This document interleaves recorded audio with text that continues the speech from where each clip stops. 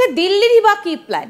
কারণ Donald Trump ইতিমধ্যেই কিন্তু প্রধানমন্ত্রী নরেন্দ্র মোদীকে বলেছিলেন বাংলাদেশের বিষয়টা খতিয়ে দেখতে, আর তারই মধ্যে দেখা গেল ঢাকা বিশ্ববিদ্যালয় থেকে সেই সিরিয়ার পতাকা। আসুন আপনাদের সেই ছবিটা একটু দেখাই, তাহলে পুরো বিষয়টা আপনাদের কাছে পরিষ্কার হয়ে যাবে। 32 ধানমন্ডির বাড়ি যখন লন্ডভন্ড করা হচ্ছিল, ঠিক সেই সময় 32 নম্বর ধানমন্ডির শেখ মুজিবুর রহমানের বাড়ির ছাদে যে পতাকা উঠতে দেখা গিয়েছিল, ঢাকা বিশ্ববিদ্যালয় থেকে যে মিছিলটা বেরিয়েছে সেখানেও কিন্তু সেই পতাকাটা দেখা গিয়েছে। সেই ভিডিওগুলো আপনাদের দেখাই, তাহলে পুরো বিষয়টা আপনাদের সামনে পরিষ্কার হবে। আমি প্রোডাকশন টিমকে বলবো সেই ভিডিওটা দেখানোর জন্য, যে এই যে মিছিল, বাংলাদেশে নিষিদ্ধ জঙ্গি সংগঠনের মিছিল, এবং একই সঙ্গে আপনাদেরকে দেখাবো ঢাকা ইউনিভার্সিটির যে মিছিলটা। দেখুন, ঢাকা ইউনিভার্সিটি, যেটা একেবারে বলা যেতে পারে বিপ্লবের পীঠস্থান, কারণ যতগুলো আন্দোলন হয়েছে বেশিরভাগই ঢাকা বিশ্ববিদ্যালয় থেকে। দেখা যাচ্ছে যে কালো পতাকাটা কালো। একদম, আমি সেটাই স্যার আপনার কাছ থেকে জানতে চাইবো যে বাংলাদেশে কি তাহলে সিরিয়ার অ্যাকশন প্ল্যান শুরু হলো? অনেক আগের থেকে শুরু হয়ে গেছে, ওরা তলে তলে অনেক কিছু অনেক অ্যাডভান্স করছে। আমাদের দেশের মানুষ, সাধারণ মানুষ বুঝতে পারেনি, বহির্বিশ্বের যারা আছে তারাও অনেক সময় বুঝতে পারে নাই। ইউনুসকে, যেহেতু ইউনুস সামনে আছে, এই জন্য ওরা এটা চিন্তাই করতে পারে না যে একজন নোবেল লরেট, তার বগলের ভিতর দিয়ে নিচে দিয়ে এই জঙ্গি জিহাদি আশ্রয় নিয়ে তারা এখন এমন অবস্থায় তারা আসছে যে ঢাকা বিশ্ববিদ্যালয় হচ্ছে একটা ঐতিহ্যগত ভাবে এটা হচ্ছে মানুষের আন্দোলন, শত আন্দোলনের সূতিকাগার, দেশের স্বাধীনতা আন্দোলনের সূতিকাগার, আমার ভাষা আন্দোলনের সূতিকাগার এই ঢাকা বিশ্ববিদ্যালয়।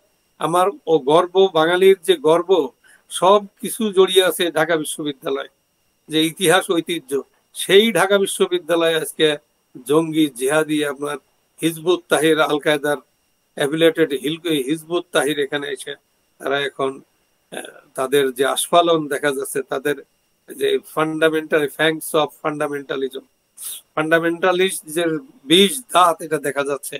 তো এগুলো থেকে সারা দেশের, সারা পৃথিবীর মানুষ, শান্তিকামী মানুষ, তারা অবশ্যই একটা ব্যবস্থা নেবে। এরই ভাবে এত সুন্দর একটা দেশ, এই দেশ এইভাবে ধ্বংস হয়ে যাবে জিহাদিদের হাতে।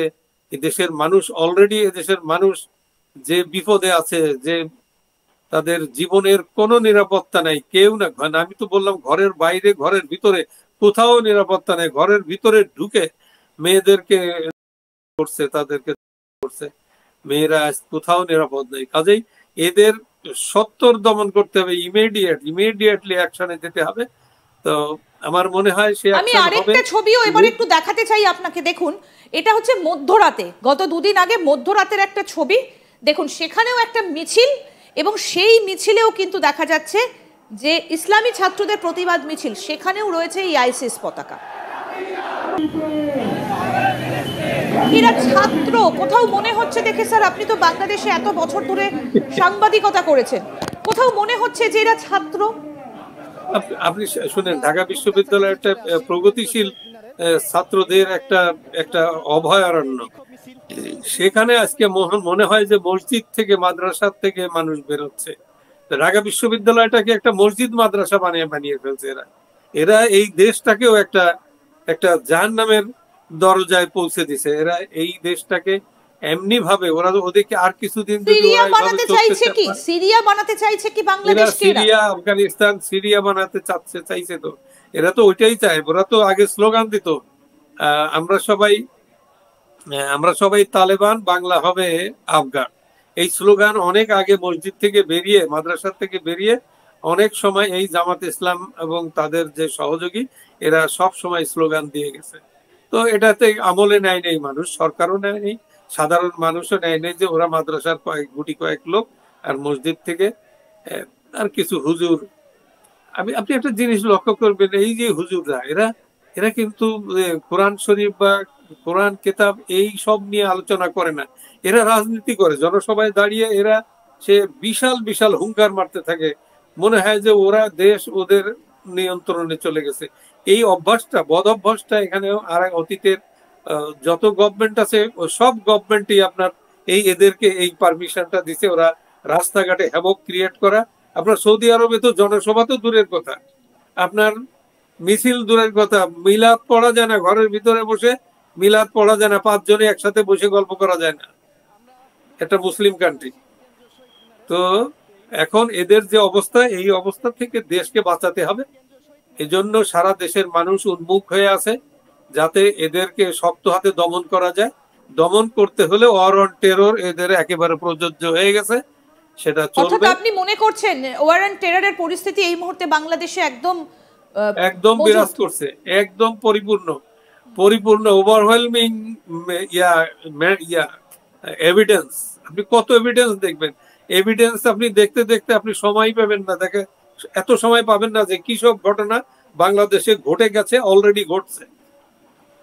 ঠিক। আমি একটা জিনিস একটু আপনার কাছ থেকে জানতে চাইবো যে যদি তুলসী গাবার্ডের যে বক্তব্যটা প্রকাশ্যে এসেছিল এবং তিনি স্পষ্ট করে বলেছিলেন যে বাংলাদেশে যেটা ঘটছে, বাংলাদেশ সন্ত্রাসবাদের শিকার এবং যে ঘটনাগুলো ঘটছে তার সেই দিকে তাদের নজর রয়েছে। এরপরই বাংলাদেশে ইউনূস প্রশাসনের তরফ থেকে একটা পাল্টা প্রতিক্রিয়া দেওয়া হয় এবং তাদের যে বক্তব্য কোথাও শুনে মনে হয়েছিল যে রান্নাঘরে কে আমি তো কলা খাইনি, মানে তাদের যেই প্রত্যুত্তর দেওয়া বা তাদের এই উত্তর দেওয়াটা কি আরো বেশি করে তুলসী গাবার্ডের বক্তব্যকেই মান্যতা দিল? হ্যাঁ, তাদের যে তারা যে রিয়াকশন দিয়েছে, ইউনূসের অফিস থেকে রিয়াকশন দেওয়া মানে এটা ইউনূসের রিয়াকশন।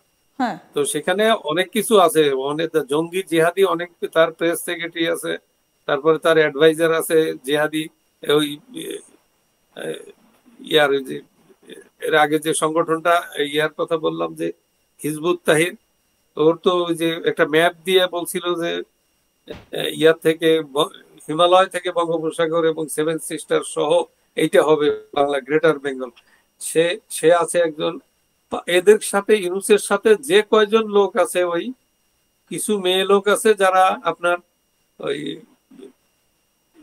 এনজিও করতো, তারা ছাড়া আর সবগুলো হচ্ছে জঙ্গি জিহাদি।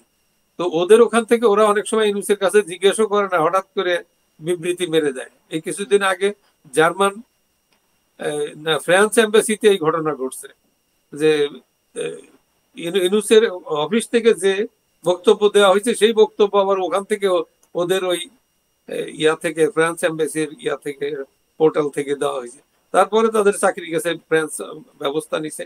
ওরা এখন এরা যারা আছে এরা রাষ্ট্র চালানো এরা বোঝেই না যে রাষ্ট্র স্টেট ক্রাফট কি, ডিপ্লোম্যাসি কি, বহির্বিশ্বের সাথে কিভাবে চলতে হয়, কিভাবে উন্নতি করতে হয়, কিভাবে এই যে উন্নয়নের যে মহাসড়কে শেখ হাসিনা দেশটাকে নিয়ে গেছিলেন, এইগুলো এদের মাথায় নাই। এদের মাথায় আছে যে এরা এরা এদের মতবাদটা চালু করে এরা এদের অত্যাচার, নির্যাতন, নিপীড়ন সাধারণ মানুষ এবং নারীদের উপরে, স্পেশালি নারীদের উপরে তারা এই কাজটা করবে।